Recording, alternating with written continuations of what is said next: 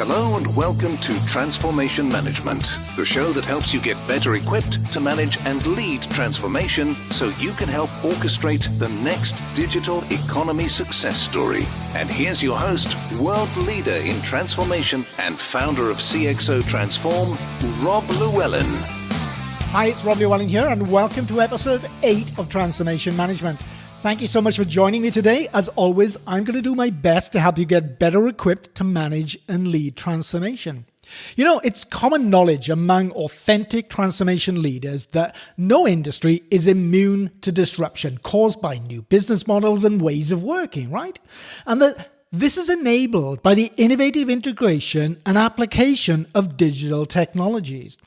But only companies with bold transformation strategies to harness new opportunities will be among tomorrow's leaders who use a combination of offensive and defensive strategies, while the rest that spend all their time on the back foot being defensive will falter and fade eventually into the history books.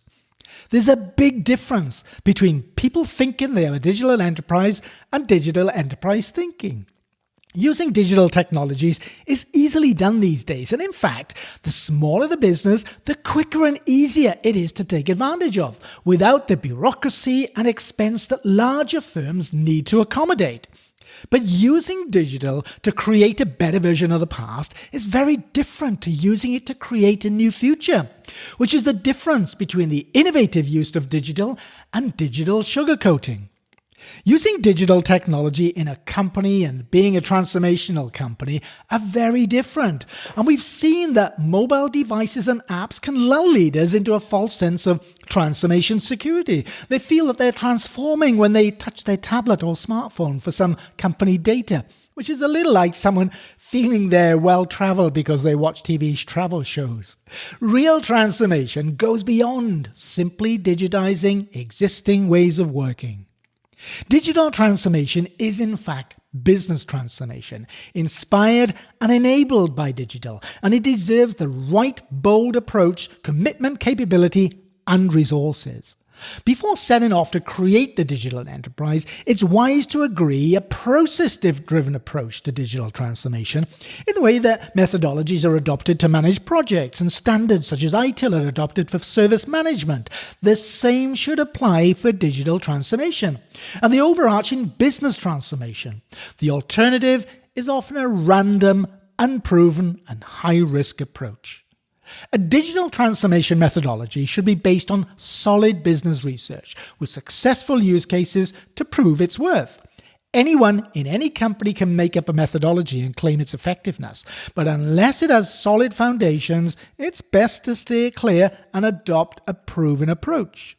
The Digital Capability Framework, or DCF for short, is a strategic management toolset designed to help companies innovate and orchestrate digitally enabled business transformation. It helps companies analyze their current situation and identify new business cases which are enabled by technology. Addressing both the technical and people side of transformation, the DCF enables transformation leaders to obtain clarity about what maturity level their organization has in terms of 6 digital capabilities, what maturity level they wish to achieve, and how they plan to do that. Digital use cases help them develop a clear picture of the processes to be optimized and the technologies to be used, and a tailored plan to transform the organization can be managed and executed upon. The DCF consists of 4 building blocks. Building block 1 is digital capabilities. These are the key skills and capabilities a company requires to transform itself into a sustainable and successful business by considering digital technology as the enabling component. Building block 2 is digital capability maturity models. These are the structured assessments used to evaluate the digital maturity of an organization. Building block 3 is about digital use cases, which provide ways of showing how to reach specific goals which will enhance an organization's digital capability.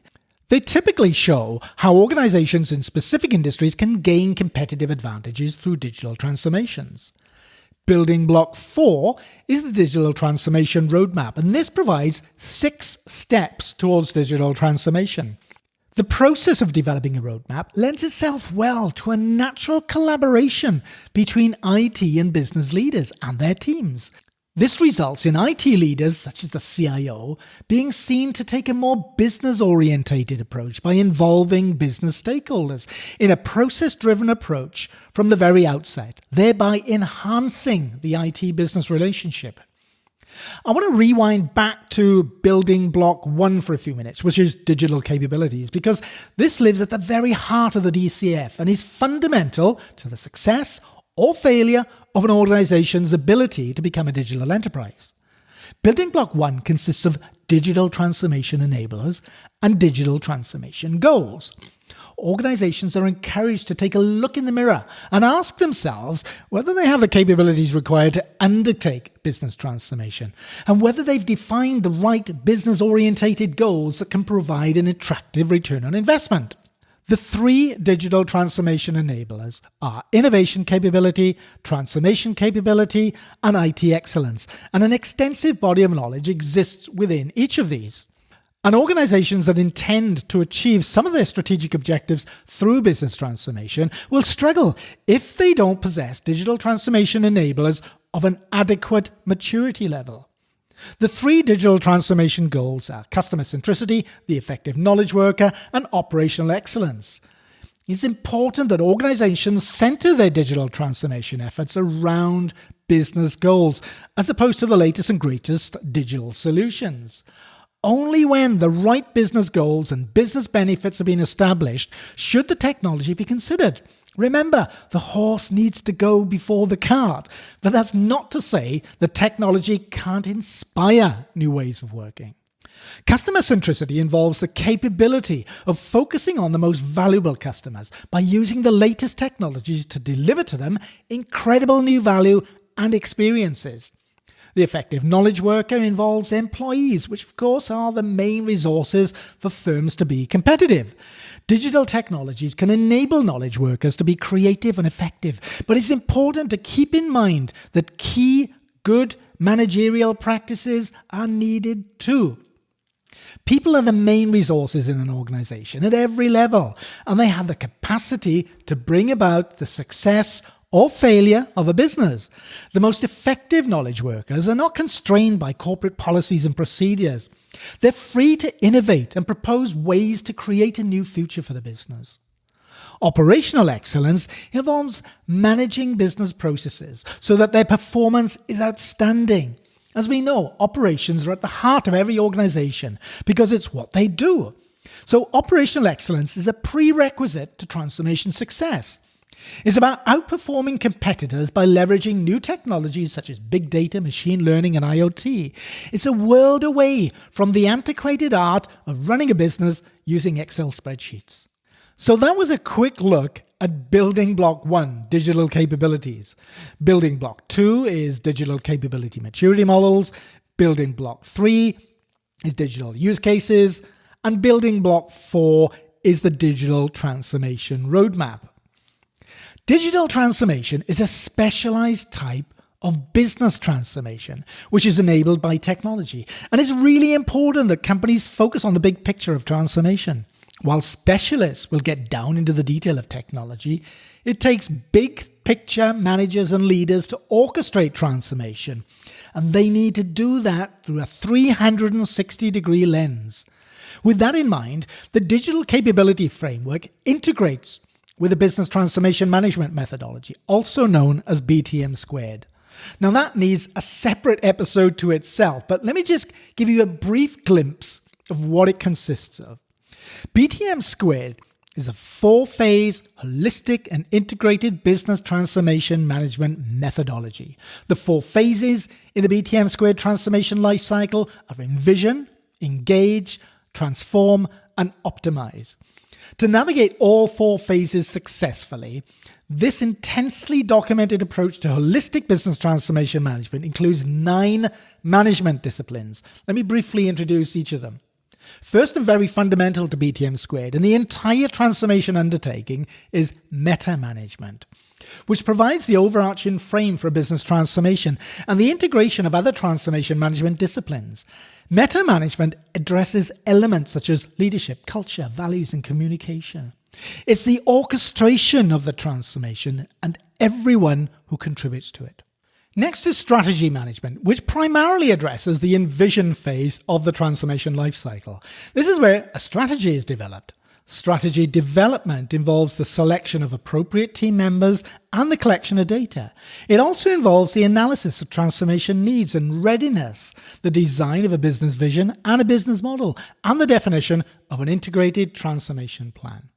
Then we have value management, which involves defining the business benefits and changes needed to realize them, evaluating the feasibility of making the changes successfully, and producing an evidence-based, rigorous business case and supporting benefits realization plan. Value management relies heavily upon the engagement of stakeholders in their preparation of the business case and benefits plan to create the knowledge and commitment required to realize the benefits that are promised in the business case. Next is risk management, which provides fundamental guidance to the planning, development, and effective execution of a business transformation. It's vital that the risks that relate to the process of transforming an organization are well managed. Then we have business process management, which defines the scope of process changes needed for improvements in performance.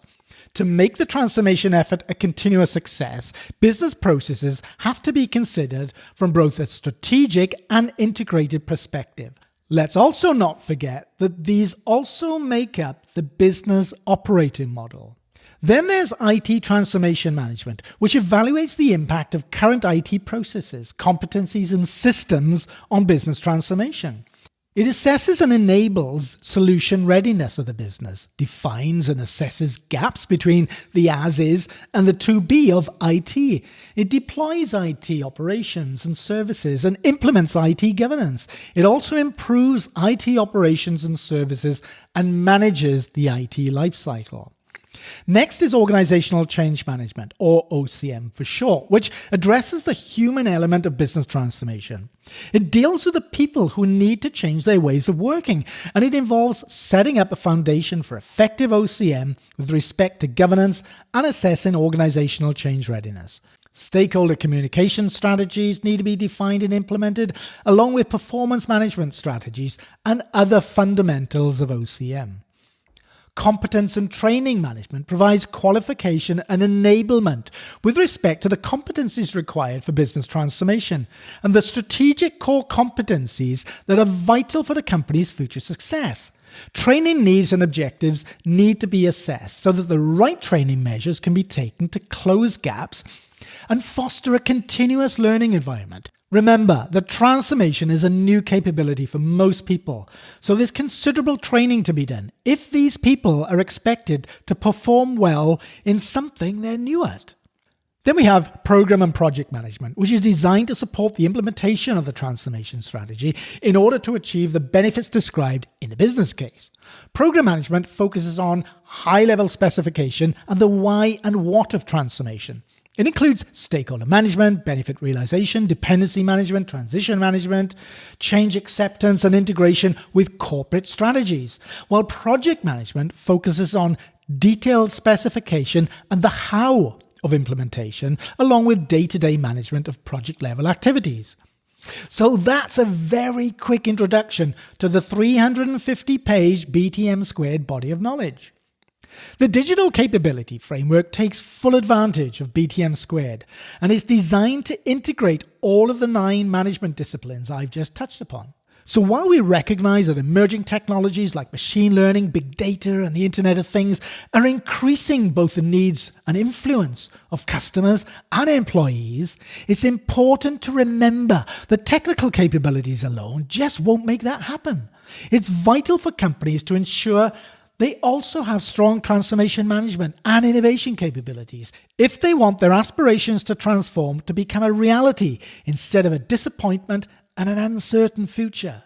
As with any tool type, there are many flavors to choose from. The digital capability framework and BTM squared are just one combination of tools which can support management in analyzing the potential and realization of digitally enabled business transformation. To learn more about the Digital Capability Framework, you might want to pick up a copy of the book Digital Enterprise Transformation, published by Routledge. The accompanying book, called A Handbook of Business Transformation Management Methodology, also from Routledge, is what covers BTM squared. You can also download a short PDF called 10 Steps to Digitally Enable Business Transformation from the show notes at roblewellyn.com/8. I appreciate you listening, and here's a quote to finish off the day from Peter Diamandis. True disruption means threatening your existing product line and your past investments. Breakthrough products disrupt current lines of business. How will you threaten your existing product lines and the investments you made in the past? I hope you enjoyed this episode. Thanks for listening. Take care, and I'll catch you in the next episode of Transformation Management. Bye.